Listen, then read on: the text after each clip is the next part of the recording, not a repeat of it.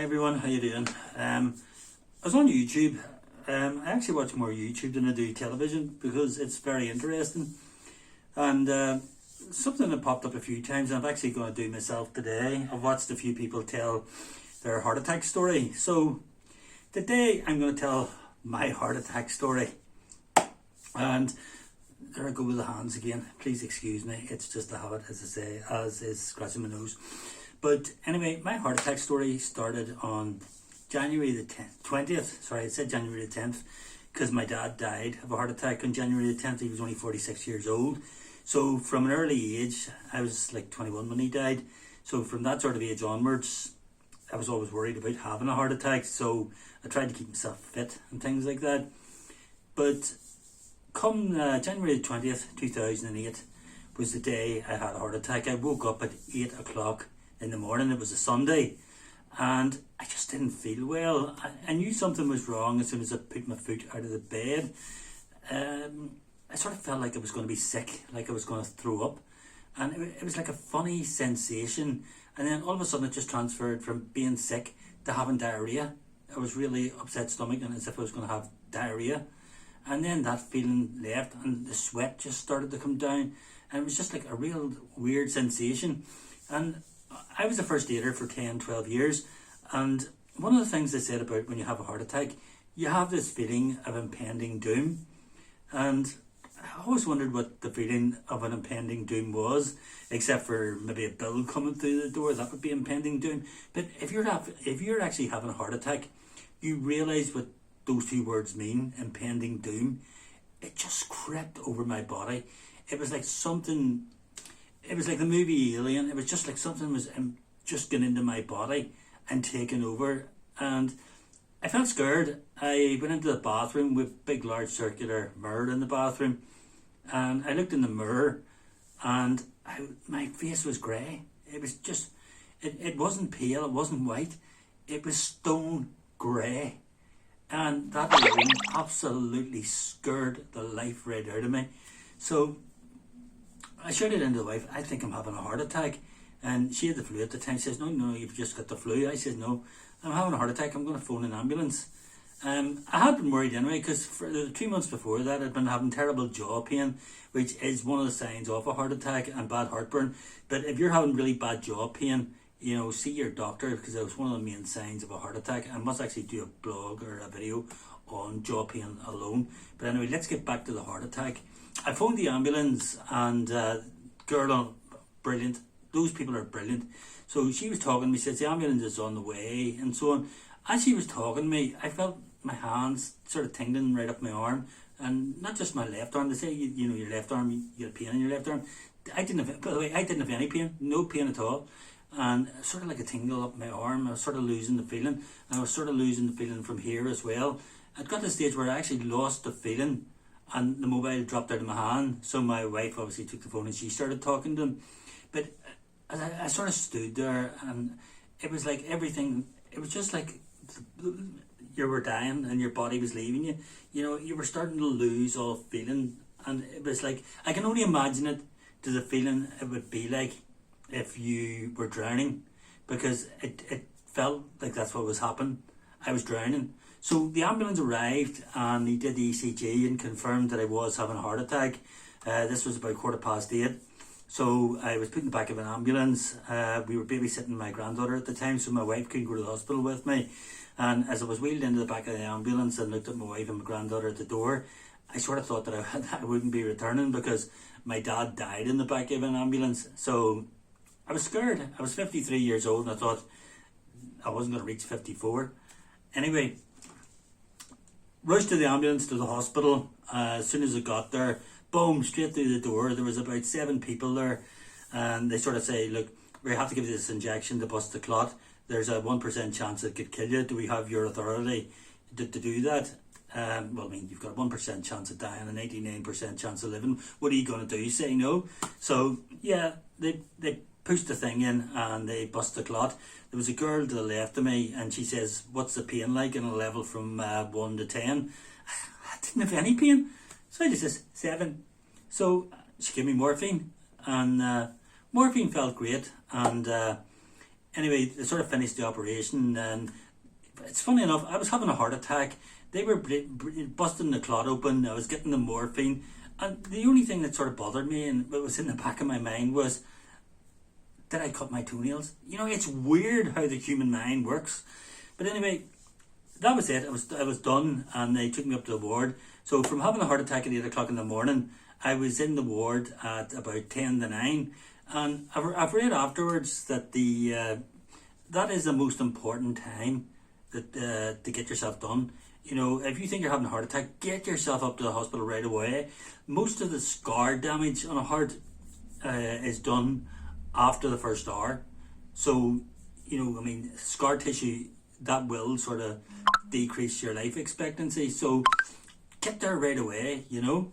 But all these years later, especially 5-6 weeks after it, I went to do the rehab. I was taught how to keep myself fit and things like that, sort of like the exercise bike, rowing machine, mini trampoline. Funny enough, mini trampoline's brilliant. So I did all these, and I got talking to the people in the hospital, you know, other sort of fellow heart survivors. We're a great bunch as heart survivors. You know, we've been through something special, and that bonds us all together. And I think it's the same with anybody watching this. If you've had a heart attack, you're a heart survivor. You're one of me, you know.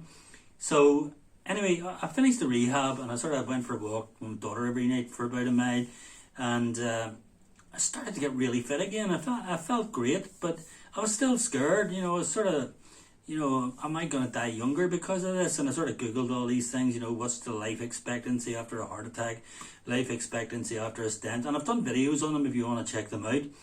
But I started to gain more confidence as the year ended. And I actually went back and done a bit of swimming and loved the swimming. But somebody that, funny enough, watched one of my videos was saying, oh, you shouldn't do swimming, you know, that's too much of a strain on the heart and so on. And she's right, she's perfectly right. Always ask your doctor what you cannot do. So it was a doctor that gave me the 3 months free gym pass. You get 3 months free gym pass if you've had a heart attack, you know, so there's one of the benefits of having a heart attack. I went to the gym and I spent the whole 3 months swimming, and from I sort of lost my confidence, and I was scared of having a heart attack in the pool. So instead of doing lengths, I was sort of swimming across the pool and then back. And all the ones that were doing lengths were really annoyed at me because I was in their way every time. But after a while of doing the swimming, probably about a month, I then started doing lengths. I started to get my confidence back. I felt great. The belly was getting thin again, and the mind was, you know, brilliant. Felt great. Swimming is fantastic, so it is. It really builds the muscles. And don't forget, your heart's a muscle as well. You know, I mean, you got to keep that bad boy tough. You know, you know, your heart's about the size of your fist. You know, keep it like that. You know, keep it a good firm muscle, because then if you have a heart attack again, you know, you're going to have more resistance to survive the heart attack. Whereas somebody that's not, they're not exercising, they're doing, you know, what they're told and things like that. The heart will go weak, the heart will get big, you know. I mean, you've got to do the right things, take your medication and stuff like that. After 2 years, it was 2 or 3 years, I was sort of reading negativity about statins. So some of you might say that was a stupid thing to do, but I stopped taking the statins, and instead I started eating healthier food, and I started exercising more, and I then got my cholesterol tested, and I actually found that by doing this the natural way, I was able to keep my cholesterol down. So I stopped taking statins. Now, that might be unwise for some people. You know, ask your doctor before you do anything. I spoke to my doctor, explained to him that I'd started eating healthier food, I'd started exercising more, I'd had my test done, and my cholesterol was kept down to a lower level. So that was fine. So it was. But 5, 6, 7, 8 years later, you start to get complacent, and you know, you don't exercise as much.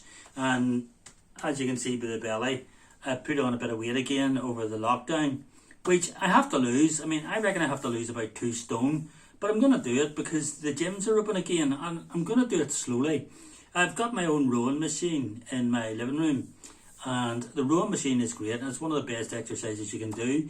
I remember going to the gym, and there was this old boy there. He was about 82, and he was as fit as a fiddle, he really was. And he turned around to me and he says, "Look, son, And I loved it. I mean, imagine at my age, I'm 67, and this fella at 82, and he's turning around saying to me, "Look, son," as if I was some sort of schoolboy. Loved it. He said, "Look, son, this is the most important bit of equipment in the gym." I says, "What's that?" He says, "A rowing machine." He says, "You see, for your heart," he says, "there's nothing better than a rowing machine for building up the muscle, and plus for building up your health in general. You cannot beat a rowing machine." And the guy's right. Since I've been doing the rowing machine, I have felt great. Really, really great. Another thing you can do as well is small weights. See, weights are great for your heart. Now, I'm not telling you to go and do something like big Arnold Schwarzenegger and lift big giant weights, I'm talking about small weights and sort of, doing the weights like that there, or getting the one, like that there, or going to the gym, doing, not too much. Don't be putting too much pressure on yourself. If you feel you're putting pressure on yourself, stop doing it. Like, stop doing that. What am I doing that for? Anyway, the weights will also build your heart up. And that's what you want to do. You've got to build that muscle up. Excuse me. Because that muscle, you've damaged that muscle, so you have when you had the heart attack. Because if you ever feel you're having a heart attack again or anything like that, and I had a really bad headache one time. I checked my blood pressure. My blood pressure was like 200 over 110. So I got an ambulance out, and they done the ECG, and they were able to tell the fact that I had a previous heart attack, and they were able to tell the year and everything. It's fantastic. See what they can do now. And new stuff they're actually working on. Within 10 years time, they'll actually, I predict within 10 years time, they'll be able to give you stuff that'll protect you from even having a heart attack. So that's good news, But in the meantime, there's people on my sort of YouTube, and they sort of say, do you take your statins? Did you worry after you had the stent, sort of how long you had to live and stuff like that? Of course I did. I was scared stiff. Absolutely scared stiff. My kids were sort of in their teens at the time. I was sort of worried I wasn't going to get to see them grow up. And, well, my kids have grown up now and they all have grandkids, and it's great. It's great being a granda, My dad, unfortunately, my dad never even seen me married. He never seen any of my kids, and he never seen any of my grandkids. And it's something that, the thing is, my father didn't look after himself. In his 30s, he sort of had like a bit of scar. He scarred his heart with some damage he done. But he also had high blood pressure and hypertension. He was given the tablets for it, and unfortunately, he drank whiskey a lot, and he smoked. And the thing about the smoking back in the 70s, he smoked Woodbine, which is one of those cigarettes where it doesn't even have a tip. It's straight tobacco to the mouth. And he must have smoked about 30 to 40 a day, knowing full well that he had high hypertension and high blood pressure, and also the whiskey. But not only that, he didn't exercise. Yeah, I mean, that's asking for trouble. And unfortunately, trouble found its way to my dad's door, and he died at 46. 13 years later, 13 years later, I would still have a drink now and then. I don't know whether that's a bad thing or not. At the end of the day, I don't overdo the drink the way I used to. I used to take like 2 bottles a night, a couple of nights a week, and I used to stay up to the early morning and so on. I don't do that anymore. I would maybe take half a bottle, or, But, you need some enjoyment in life. That's the way I look at it. There was some guy that turned around and said to me, what about fried food? Could he eat fried food? Yes. But don't take bloody fried food every night, Just maybe once a week, treat yourself. Once a week. Have fried food once a week. Your wee treat. Something to look forward to. But it's like everything. It's moderation. One thing I've learned after, my heart attack and telling you my heart attack story, I have become a different person. There's a lot of things I don't take for granted now. Whenever I was in work, and I used to go home on a Friday night, and I used to say, "See you on Monday." Ever since the heart attack, I never say that. Never say that. You don't know if you're going to see somebody on Monday. If it's Friday night and you're going home and you say, "See you on Monday," who says you're going to see the person on Monday? Don't take life for granted. I did. Only God can tell whether you're going to see somebody on Monday or not. It's the same whenever it's like before Christmas and you're booking a holiday for July. You know, I would never do that either. I don't do that anymore. There's one thing I've learned from the heart attack. You can die just like that. You know, I felt I was dying that morning. I felt I was drowning, and I sort of felt my breath being sucked out of my mouth, and I was so weak. I just thank God that I was saved that day. And as I say, I've seen another 13 football seasons. I've seen my team, Manchester City, win the league again, and hopefully this year win the Champions League. And all because I survived that day. Now, I look at myself as a survivor, and I intend to be a survivor.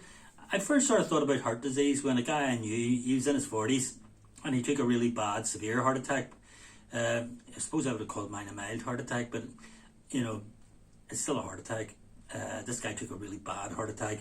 He had to get triple bypass. He was 44 at the time, married, and he's now 84, so he is. He never had any heart problems since then.